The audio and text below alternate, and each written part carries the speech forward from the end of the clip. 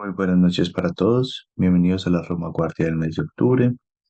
Como es costumbre, vamos a realizar algunas discusiones referentes a los artículos más relevantes que se han publicado en los últimos días en algunos de los principales journals, dándole predilección a los artículos de Open Access que son fácilmente accesibles para todos nosotros. Vamos a iniciar la reumaguardia con Arthritis y Rheumatology. En Arthritis y Rheumatology tenemos algunos datos que son importantes. Todavía están la publicación de los criterios de distintas enfermedades como es el síndrome antifosfolípido, la definición de pirofato de calcio y la definición de los aspectos para tener en cuenta cuando se tiene un síndrome de activación de macrófago en fases tempranas, que vale la pena revisarlo si no lo han hecho desde el mes pasado. Y adicionalmente a eso, tenemos una presentación en la cual se habla de la pérdida de hueso en las enfermedades reumatológicas tratadas con baja dosis de glucocorticoides y la capacidad que se tiene para prevenir esto con medicación antiosteoporótica. Básicamente, este es un estudio cohorte en pacientes con enfermedades reumatológicas en el cual se les hizo seguimiento con densidad mineral ósea. Fueron 884 mujeres con 1.766 controles que fueron emparejados por edad y por riesgo de fractura, así como por T-score, y se siguieron durante al menos 6 años. En estos pacientes se encontró que había una pérdida de hueso, que era una pérdida de hueso que era de más o menos un 4.26% en los pacientes que tenían más de 5 miligramos por día y que era entre 4.23% para los que tomaban entre 2.5 y 5 y 2.66% para los que estaban entre 0 y 2.5. En este caso, el tratamiento antiosteoporótico, principalmente ibupronato, previno la pérdida de hueso solamente en pacientes con menos de 5 miligramos. Recordemos que VULAR tiene una recomendación de uso permitido de medicamentos como esteroides en el uso crónico que lo deja hasta 7.5, pero quizás con los datos que se tiene de hueso cada vez la dosis ideal sea entre 5 y 2.5 miligramos, posiblemente 2.5 miligramos en los casos en los que sea requerido. Este es un artículo interesante que pudiera ser de interés para ustedes. Adicionalmente a esto es un metaanálisis donde se hizo estudio por asociaciones de genómicas sobre los niveles de esclerostina y cómo los cambios en los niveles de esclerostina y su disminución pudieron aumentar el riesgo aterosclerótico y otros factores de riesgo. Básicamente lo que se documentó, se trató de documentar fue el efecto causal de disminuir la esclerostina. En este fueron los estudios de asociación genómica 33.961 pacientes europeos y básicamente lo que se vio es que disminuir los niveles de esclerostina aumentaba el riesgo de diabetes mellitus tipo 2 en un OR de 1.32, infarto de miocardio 1.35 y aumentaba el riesgo de calcificación coronaria. Esto quizás digamos que soporte lo que ya sabemos de algunos factores de riesgo cardiovasculares en los inhibidores de la esclerostina, que nos hace que tengamos que correlacionarlo de una manera juiciosa con el riesgo que tiene una fractura, que en pacientes de muy alto riesgo de fractura, posiblemente el riesgo de mortalidad y de complicaciones sea muchísimo mayor por las complicaciones de la osteoporosis que por el riesgo cardiovascular. También tenemos un estudio que es interesante, que es la indicación de la activación de la vía de senescencia en las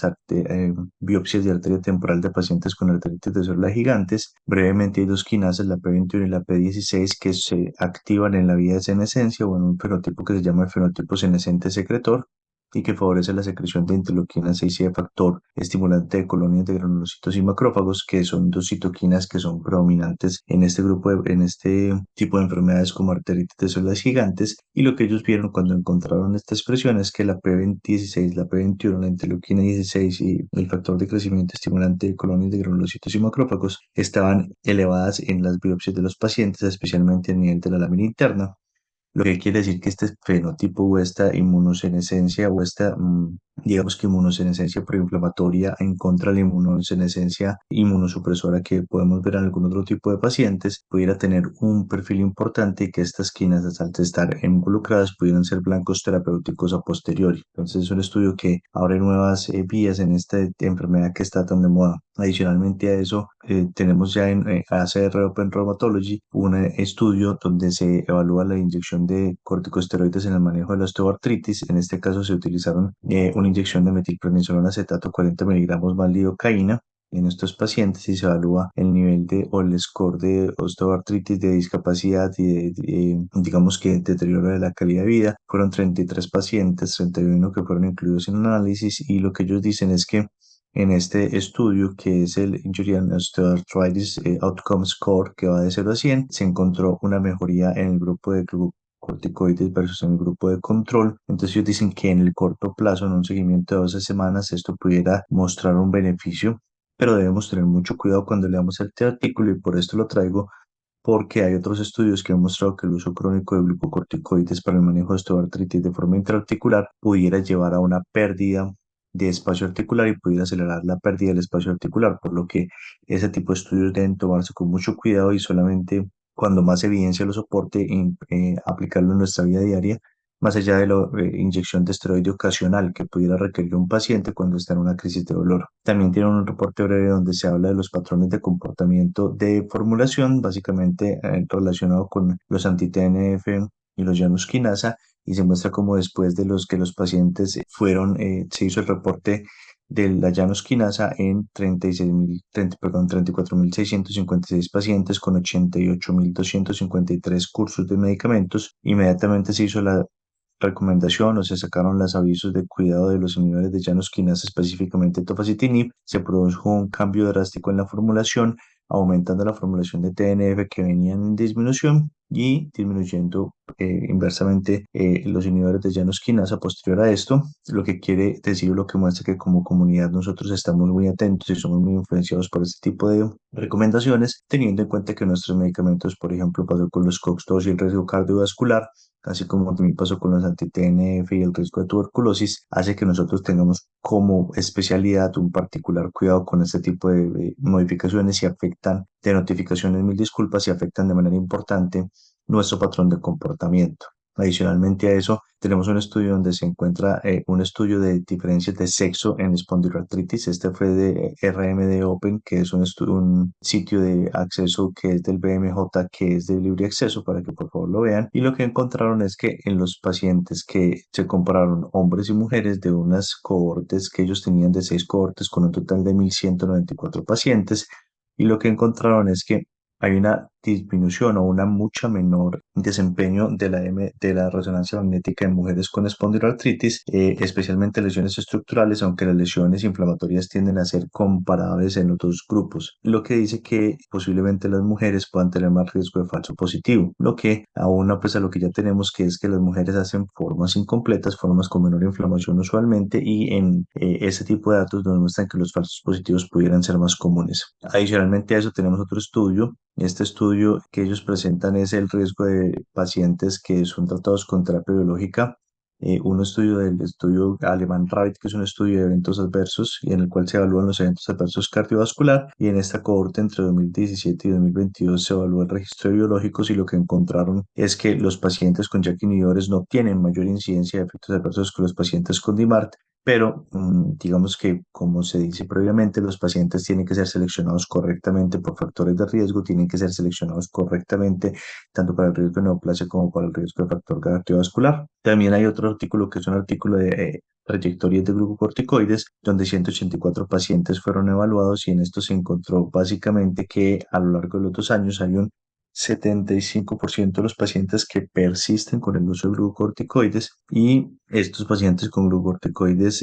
posiblemente son pacientes que tienen mayor HACI, mayor duración, menos asociación con metotrexate. Entonces, digamos que problema que en este momento está afectando mucho a los pacientes con artritis es cómo desmontar los esteroides, y se ha visto que no hay tanta incidencia de insuficiencia suprarrenal como lo hemos visto en algunas publicaciones, que el desmonte se puede hacer seguro, que el riesgo de aumento del DAS28 no es un aumento importante, pero aún así en la vida diaria la inercia terapéutica nos lleva a mantener estos pacientes persistentemente en glucocorticoides. También tenemos otros estudios. Estos estudios ya son de Annals of the Rheumatic Disease. Hay una revisión de las células foliculares ayudadoras y las periféricas para enfermedades musculoesqueléticas, si alguno quiere mirarlo. También está el tiempo y la dosis de los glucocorticoides para los eventos cardiovasculares en un estudio de población. En estos fueron pacientes que no tenían eventos cardiovasculares, de un estudio de Hong Kong entre 2006 y 2015, que se siguieron hasta 2018, y básicamente se evaluaron 2.233 pacientes con casi 105.826 años de seguimiento, con una duración promedio de 8.7 años.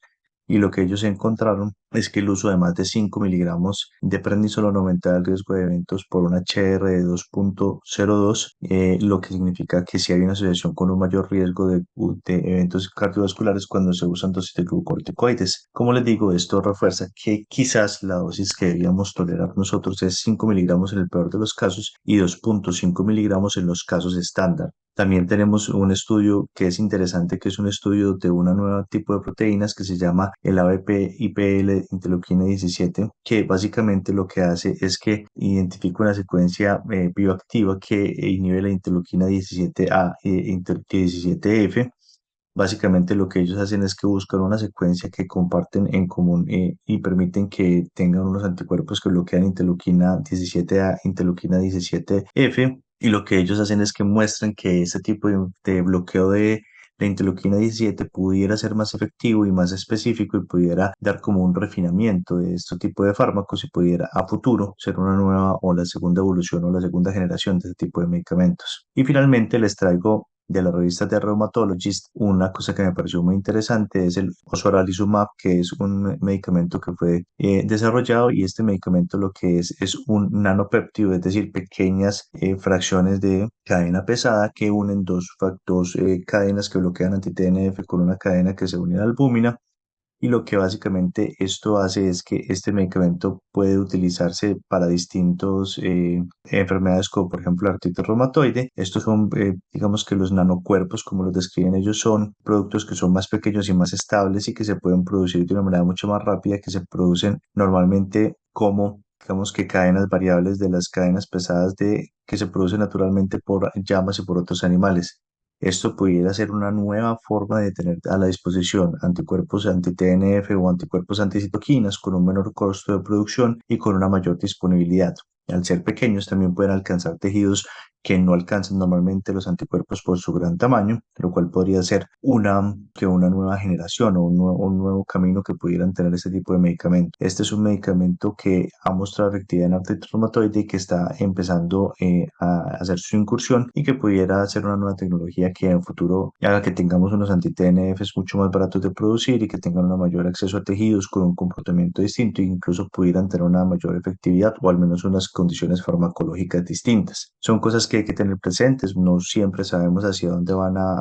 terminar todas estas cosas, pero si quieren leer el artículo de Rheumatologist donde se habla de este tipo de cosas, es bastante interesante. Con esto, adicionalmente a eso, les dejo la recomendación. Ya salieron las guías publicadas de glucocorticoides, de osteoporosis producida por glucocorticoides, y el reumatologist también hace un artículo discutiendo las situaciones donde se deja claro el manejo con bifosfonatos, el manejo con denosumab, la importancia de la terapia secuencial y en quienes se pueden utilizar, en quienes se puede usar teliparotida y qué tipo de terapias son para bajo y para alto riesgo de fractura. Entonces, es un tema que vale la pena mirarlo. Estas guías están de acceso libre y de reumatología hace un pequeño resumen de los cambios más importantes. Entonces, con esto podemos dar por terminado la pequeña